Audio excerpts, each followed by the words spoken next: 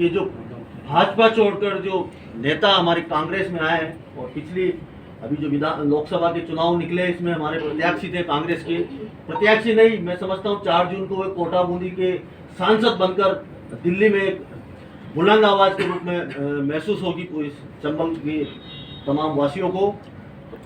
पिछले कई दिनों से लगातार भाजपा से कांग्रेस में आए दोनों हमारे सीनियर नेता सम्माननीय अमीन पठान साहब और सम्माननीय प्रहलाद गुंजल जी को राजनीतिक दृष्टापूर्ण नाजायज रूप से परेशान किया जा रहा है। आज की जो प्रेस वार्ता है मुख्य रूप से नाजायज तरीके से भाजपा सरकार द्वारा जो परेशान किया जा रहा है, उन्हें नाजायज राजनीतिक दृष्टापूर्ण उनको जो परेशानी कई प्रकार के झूठे षड्यंत्रों के माध्यम से उन पर जो आरोप लगाए जा रहे हैं, मुकदमा दर्ज किए जा रहे हैं, उसकी निंदा करने के लिए और उसका मुंह तोड़ जवाब देने के लिए, क्योंकि भी आचार संहिता है 4 जून तक न कोई धरना हो सकता है न कोई प्रदर्शन हो सकता है।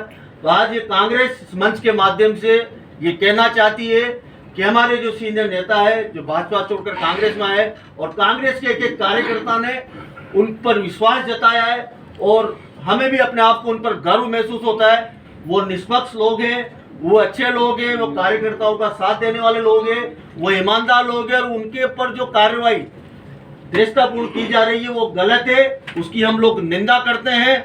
और मैं समझता हूं, ये मेरा व्यक्तिगत आरोप है कि 4 जून को जो काउंटिंग होने जा रही है, ये जो कार्रवाई की जा रही है, इसका मकसद सिर्फ इतना है कि 4 जून को जो काउंटिंग होने जा रही है उस काउंटिंग में माननीय प्रहलाद जी नहीं पहुंचे। ये नहीं पहुंचेंगे तो वहां किस प्रकार से ये लोग उस काउंटिंग में अपनी मनमानी करेंगे। सिर्फ एक मकसद है इनका कि प्रहलाद गुंजल जी उस काउंटिंग में नहीं पहुंचे, उसी मकसद को पूरा करने के लिए ये दृष्टापूर्ण कार्रवाई कर रहे हैं। तो हम लोग इसकी निंदा करते हैं और 4 जून के बाद जो भी शीर्ष नेतृत्व हमें आदेश देगा, उस आदेश के बाद हम इसके संदर्भ में जो भी आंदोलन और कांग्रेस जो तय करेगी उसमें हम कंधे से कंधा मिलाकर साथ देंगे। आज इस कॉन्फ्रेंस के माध्यम से हम दोनों नेताओं पर, अमीन पठान जी पर और प्रहलाद गुंजल जी पर जो कार्रवाई की गई है हम उसकी निंदा करते हैं। वो निष्पक्ष है और भाजपा द्वारा इस षड्यंत्र किया को भाजपा सरकार दबा नहीं सकती। आज ये कॉन्फ्रेंस इसी माध्यम से साथियों, जैसे लोकसभा की चुनाव होने के बाद जो हमारे नेताओं पर कार्रवाई हो रही है, हम उसकी निंदा करते हैं। हम ये चाहते हैं कि आपने देखा होगा कि जो भी कांग्रेस से नेता बीजेपी में गया तो उसकी ईडी की कार्रवाई, सीबीआई की कार्रवाई और इनकम टैक्स की कार्रवाई बंद हो जाती है, तो वो वहां जाते ही शुद्ध हो जाता है क्या? ऐसे बहुत सारे घोटाले, जैसे भी अभी अनूप जी ने आपको बहुत सारे लोगों के नाम गिनाए। प्रहलाद जी कांग्रेस में आए, अमीन पठान कांग्रेस में आए, तो जब तक वो बीजेपी में थे जब तक तो वो बहुत बढ़िया थे और कांग्रेस में आते ही बुरे हो गए। तो ये जो कार्रवाई है, जो पूर्वक कार्रवाई कोई भी कांग्रेस का नेता सहन नहीं करेगा और हम आगे भी इसका प्रयास करेंगे। कि मैं तो ये निवेदन आप लोगों से ये करना चाहता हूँ कि आपका बहुत बड़ा महत्व है, प्रजातंत्र में आपकी बहुत बड़ी भूमिका है, तो आप लोग ईमानदारी से, आप ईमानदारी का परिचय दें। जो अच्छा हो उसके लिए अच्छा कहें, जो बुरा है उसके लिए बुरा कहें, जो गलत कर रहा है उसको गलत कहें, जो सही कर रहा है उसको सही कहें। आज जो परिदृश्य चल रहा है, देश का चल रहा है, चुनाव छठ है, उसका चुनाव होना है, आज संपन्न। आज आपसे वार्ता करने के लिए विवश हुआ है और हमारी सिर्फ इतनी सी बात है कि जिस तरह से जब वो एक भाई हमारे तकरीबन 6 महीने पहले और एक भाई तकरीबन 3 महीने पहले जो भाजपा सरकार के सदस्य थे, भारतीय जनता पार्टी के सदस्य थे, तब वो पाक साफ थे, भारतीय जनता पार्टी की वॉशिंग मशीन में धुले हुए थे। आज जैसे ही उन्होंने कांग्रेस का दामन थाना और हमारे कांग्रेस परिवार के सदस्य बने, वैसे ही वो गलत हो गए, उनके काम गलत हो गए।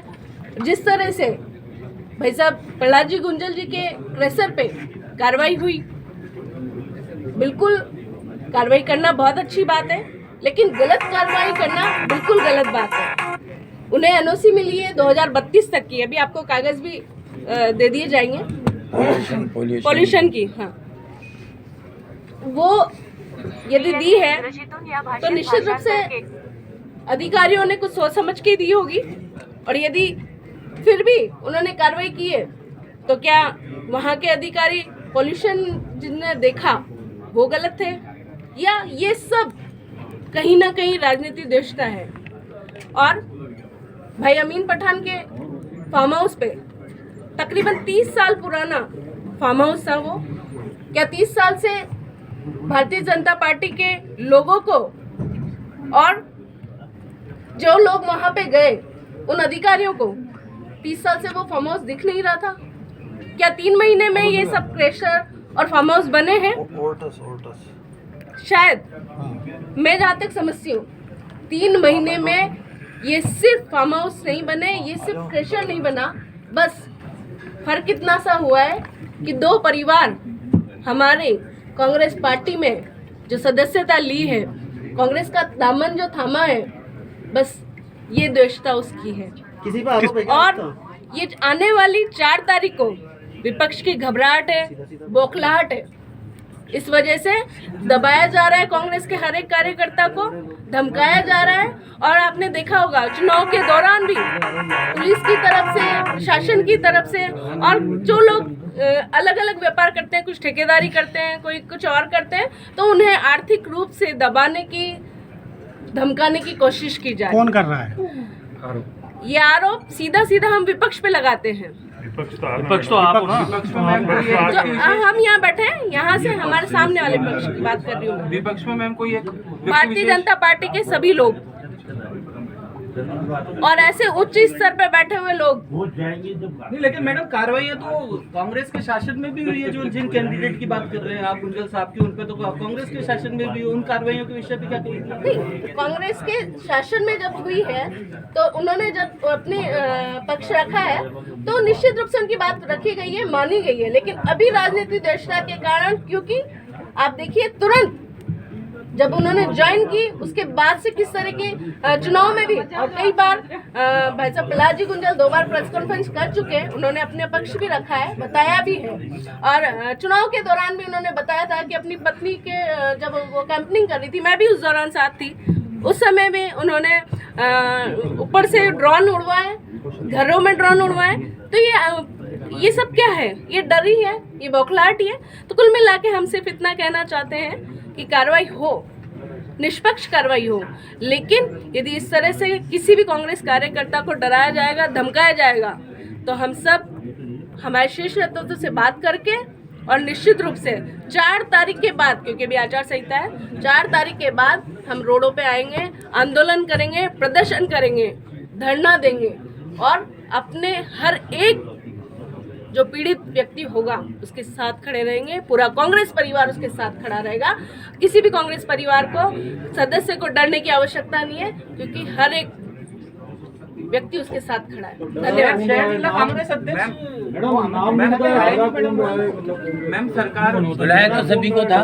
मैम सरकार एक कारण और कोई है रीजन हो गौशाला गया को होगा। बचाने की बात करती है, गौवंश की रक्षा की बात करती है, वहीं दूसरी ओर गुंजल साहब की जो गौशाला है उसको तोड़ने के लिए यूआईटी को दबाव में लिया जा रहा है। आपका क्या मानना है इसमें? ये भारतीय जनता पार्टी की राजनीति है। वो सिर्फ गायों पे राजनीति करती है, गौशाला पे राजनीति करती है, और आज देख रहे हैं आप उन्हीं की सरकार